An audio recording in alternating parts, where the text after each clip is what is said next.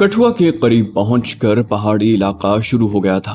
जैसे जैसे लारी आगे बढ़ रही थी, आसमान पर बादल जमा होने लगे थे। मुसाफिरों में से किसी ने कहा कि ऊपर बड़ी बारिशें हुई हैं। तवी की नदी चढ़ी हुई है। तवी दरिया है जो जम्मू शहर में से गुजरता है। हम लोग उसे दरिया कहते हैं, मगर वहाँ के लोग उसे नदी या नहर कहते हैं। लारी कठुआ के लारी अड्डे पर रुकी तो आसमान बादलों में छुप गया था और बारिश शुरू हो गई थी। इमरान चाहता था कि जम्मू तक खूब बारिश हो ताकि रास्ते में पुलिस या फौज की चेकिंग का इम्कान न रहे।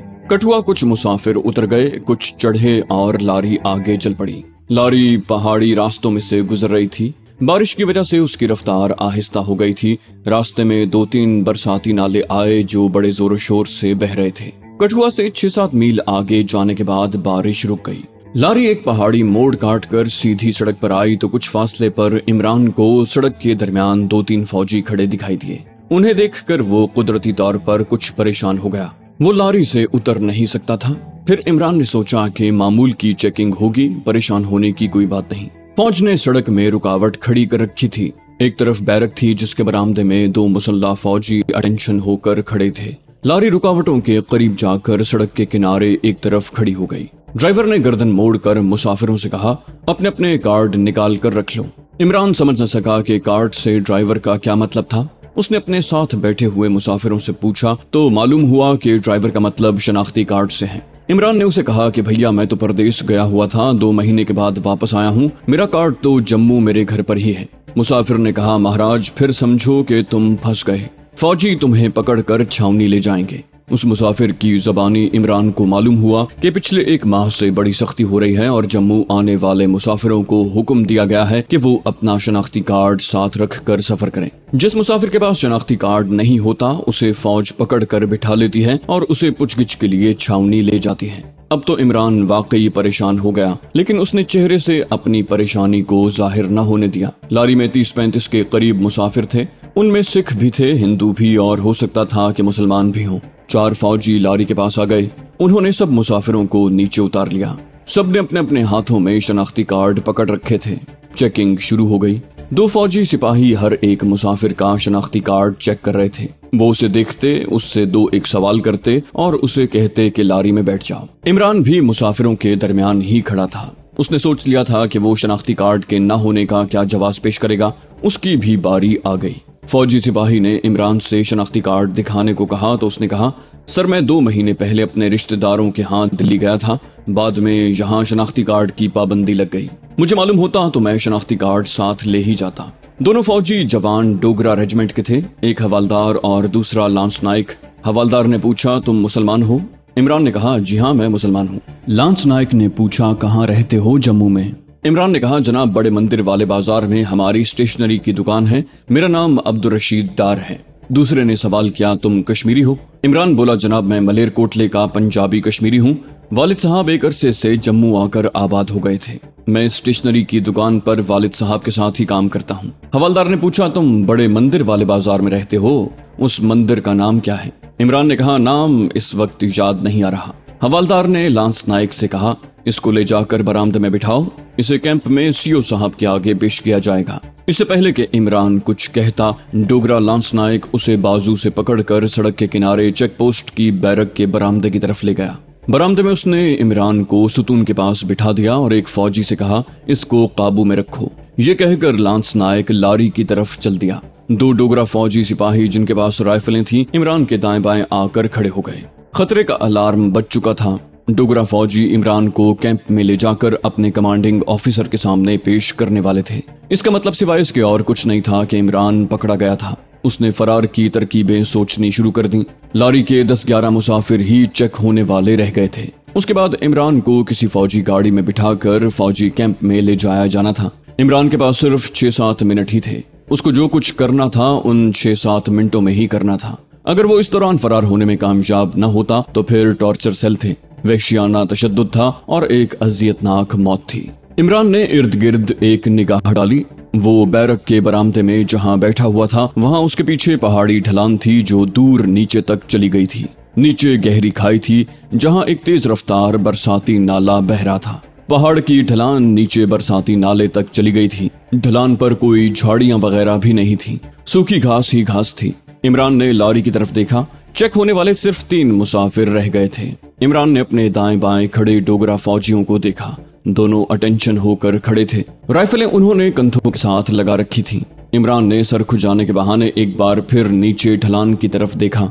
दूर नीचे बरसाती नाला जोर शोर से मौजें ऊपर को उछालता बह रहा था। काउंटडाउन खत्म होने वाला था। अजियतनाक मौत का हाथ इमरान की तरफ बढ़ रहा था। जहां वो बैठा था वहां मौत यकीनी थी। नीचे भी अगरचे मौत थी, लेकिन जिंदगी की उम्मीद भी थी। डोगरा हवलदार और लांस नाइक ने लारी के मुसाफिरों की चेकिंग खत्म कर ली थी और अब वो बैरक के बरामदे की तरफ आ रहे थे। जैसे ही उन्होंने फौजी अंदाज में चलते हुए बरामदे की पहली सीढ़ी पर कदम रखे, इमरान ने अपने आप को नीचे ढलान पर गिरा दिया। ढलान पर गिरते ही वो फुटबॉल की तरह घूमता, कलाबाजियां खाता नीचे ही नीचे जाने लगा। उसे 303 राइफल के फायर के धमाके सुनाई देने लगे। ऊपर से फौजियों ने उस पर फायरिंग शुरू कर दी थी। गोलियां कहां जा रही थीं, उसकी इमरान को कुछ खबर नहीं थी। उसे सिर्फ इतना एहसास था कि अभी तक कोई गोली उसे नहीं लगी। वो फुटबॉल की तरह उछल उछल कर ढलान पर इधर से उधर लुढ़कता ही चला जा रहा था और फिर बरसाती नाले के ठंडे पानी में गिर पड़ा। तूफानी नाले की तेज रफ्तार मौजें उसे इधर उधर घुमाती, ऊपर नीचे करती हुई आगे ही आगे ले जाने लगी। उसका सर कभी मौजों में डूब जाता, कभी मौजों से बाहर निकल आता। एक बार उसका सर पानी से बाहर निकला तो उसे फायर के धमाकों में गाड़ी के इंजन के स्टार्ट होने की आवाज भी सुनाई दी। वो समझ गया कि फौज ने उसका पीछा शुरू कर दिया है। अभी तक वो जिंदा था, अभी तक उसे गोली नहीं लगी थी। बरसाती नाले की मौजें इस कदर तेज रफ्तार थीं कि इमरान के पांव किसी जगह नहीं टिकते थे। तेज रफ्तार मौजें उसे हाथ पैर मारने की मोहलत नहीं दे रही थी। उस पर ऊपर से मुसलसल फायर आ रहा था। ये फायरिंग उस फौजी जीप से हो रही थी जिसमें 4 डोगरा फौजी सवार बरसाती नाले के साथ साथ इमरान का ताकुब कर रहे थे। लेकिन नाला काफी नीचे गहराई में था और इमरान ऊपर वाले फौजियों को अब नजर भी नहीं आ रहा था। वो अंदाजे से नाले पर फायरिंग करते जा रहे थे। इमरान को यही डर था कि अगर बरसाती नाले के ऊपर साथ साथ जाने वाली पहाड़ी सड़क किसी जगह नाले के बराबर आ गई तो वो पानी में देख लिया जाएगा और अंधाधुंध फायरिंग की जद में आ जाएगा। लेकिन अभी तक ऐसी कोई बात नहीं हुई थी। नाला और ढलान की तरफ जा रहा था, जिसकी वजह से मौजों की रफ्तार में इजाफा हो गया था और वो इमरान को मजीद तेजी से आगे ही आगे बहाए लिए जा रही थी। इमरान ज्यादा से ज्यादा अपने आप को पानी के अंदर रखने की कोशिश कर रहा था। एक सेकंड के लिए उसका सर पानी से बाहर आता तो वो अपनी दोनों जानिब पहाड़ की ढलान देखता जो दूर ऊपर तक चली गई थी। ऊपर से फायरिंग अब वक्फे वक्फे से होने लगी थी। शायद इसलिए जीप में नाले के साथ साथ उसका ताकुब करते डोगरा फौजियों की नजरों से इमरान ओझल हो गया था। एक बार इमरान का सर तेज रफ्तार मौजों से फिर उभरा तो उसके सामने एक तारीक सुरंग का दहाना दिखाई दिया और दूसरे लम्हे बरसाती नाला शोर मचाता मौजों को उछालता सुरंग में दाखिल हो गया। सुरंग में सिवाय अंधेरे और मौजों के गूंजते हुए शोर के और कुछ नहीं था। लेकिन इमरान ने खुदा का शुक्र अदा किया, वो डोगरा फौजियों की फायरिंग से बच गया था। इमरान ने महसूस कर लिया था कि तूफानी नाला ज्यादा गहरा नहीं है, मगर उसके पांव अभी तक नाले की तह पर नहीं टिके थे। वो पांव जमाने की कोशिश करता तो तेज रफ्तार पानी की मौजें उसके पांव उखाड़ देती। वो सुरंग के अंदर बहता चला गया। सुरंग खत्म होने का नाम नहीं ले रही थी। एक जगह इमरान ने महसूस किया कि अंधेरे में सुरंग एक तरफ को मुड़ गई है। यहाँ पानी का बहाव और ज्यादा तेज हो गया था। सुरंग में हल्की हल्की सफेदी झलकने लगी, फिर एकदम से रोशनी हो गई। तूफानी नाला सुरंग से बाहर आ गया था और बाहर दिन की रोशनी चारों तरफ फैली हुई थी। सुरंग से बाहर निकलते ही पानी का बहाव सुस्त पड़ गया। इमरान ने तैरना शुरू कर दिया क्योंकि वहां पानी गहरा था। उसने देखा कि बरसाती नाला 2 ऊंचे पहाड़ों के दरमियान एक दरिया में आकर शामिल हो गया है, जिसका पाट काफी चौड़ा था। इमरान तैरता चला जा रहा था। उसे मालूम था कि ये दरिया आगे जाकर उससे भी बड़े दरिया में उतर जाएगा। उसे ये भी मालूम था कि ये दरिया पाकिस्तान की तरफ नहीं जा रहा, बल्कि उसके दुश्मन मुल्क से गुजरता हुआ समंदर में जा गिरेगा। वो अभी पाकिस्तान जाना भी नहीं चाहता था। अभी कश्मीर पर गासिब भारतीय फौजों का कब्जा था। अभी अपनी आजादी का हक मांगने वाले कश्मीरी मुसलमानों को भारतीय फौजी वहशियाना जुल्म तशद्दुद का निशाना बना रहे थे। अभी कश्मीर के दरो दीवार जल रहे थे। अभी कश्मीर के चिनारों से आग के शोले बुलंद हो रहे थे।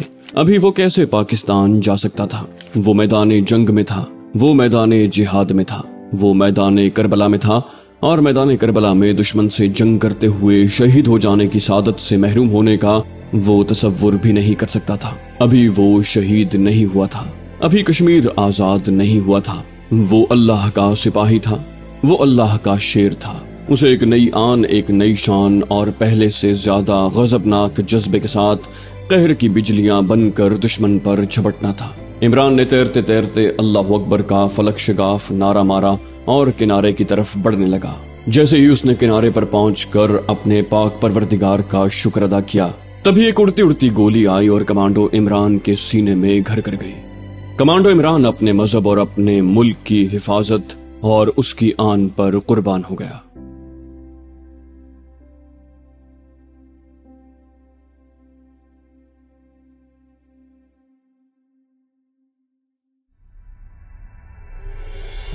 तो दोस्तों, ये थी सरफरोश सीरीज के सीजन 2 की आखिरी एपिसोड। उम्मीद करते हैं आपको ये कहानी भी पसंद आई होगी। अगर आप अपनी कोई पसंदीदा किताब हमारे चैनल पर सुनना चाहते हैं तो प्लीज कमेंट करके हमें उसके बारे में बताइए। इंशाल्लाह जल्द ही एक नई सीरीज में आपसे फिर मुलाकात होगी। तब तक के लिए अल्लाह हाफिज।